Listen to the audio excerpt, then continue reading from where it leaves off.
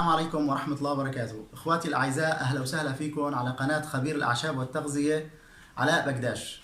اليوم رح أحكي عن موضوع الحساسية وموضوع زيادة البلغم وموضوع السعال وموضوع الكحة وموضوع ضيق التنفس. طبعا هذا الموضوع يعني فينا نقول مؤلف من مشاكل كثيرة.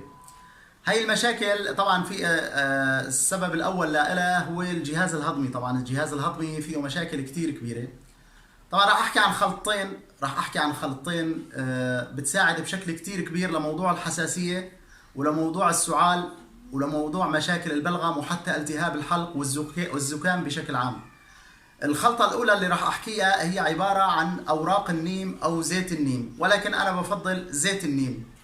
زيت النيم بيتاخد زيت النيم على شكل قطارة، بيوضع 5 قطرات على كأس ماء ويشرب هذا الكأس على الريق، ويفضل الماء يكون دافئ. طبعا هذا الأمر بيساعد بشكل كتير كبير لمشاكل الحساسية الصدرية، لأنه هي الحساسية الصدرية بتكون أحيانا مو بسبب الرئتين، بتكون بسبب مشاكل فطريات في الأمعاء. هي الفطريات في الأمعاء بتطلق مواد سامة، فهي المواد السامة بتسبب مشاكل بالرئتين وحساسية بالرئتين. فنحن بهالعملية هي بيكون عم نقضي على مشكلة الفطريات في الأمعاء. هذا من طرف. نجي حاليا هلا للطرف الثاني، بنجي للخلطة المعتمدة في أصول الطب العربي. أفضل خلطة تعتبر لأمراض الصدر ومشاكل الرئتين بشكل قوي جدا جدا ولا يعلى عليها، أفضل حتى من الزنجبيل وأفضل من كل الأعشاب لمشاكل الصدر. العشبة الأولى اللي هي الزوفة. كثير من الناس تسمع عن الزوفة ولكن ما بتعرفها. طبعا كل عشبة لها خصائص. طبعا الزنجبيل مفيد للرئتين، ولكن الزوفة أفضل من الزنجبيل ب20 مرة أو 30 مرة حتى، إذا مشان ما أكون عم ببالغ في هذا الأمر. فالعشبة الأولى هي الزوفة، والعشبة الثانية اللي هي الزعتر، والعشبة الثالثة اللي هي أوراق الجوافة أو اليانسون.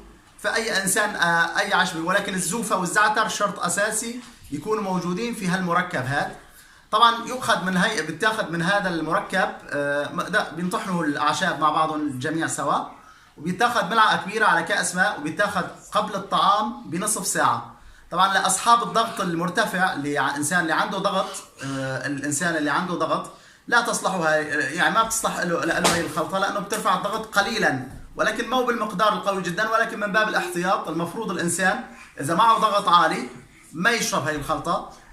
إذا معه الإنسان ضغط عالي يفضل يشرب الخلطة اللي ذكرتها في الحلقة الماضية عن السعال البلغمي، اللي هي البردقوش والمليسة بمقادير متساوية. طبعا إذا الإنسان معه ضغط، ولكن إذا ما معه ضغط هي الخلطة أفضل بكثير من الخلطة السابقة. وبالعافية للجميع، والسلام عليكم ورحمة الله وبركاته.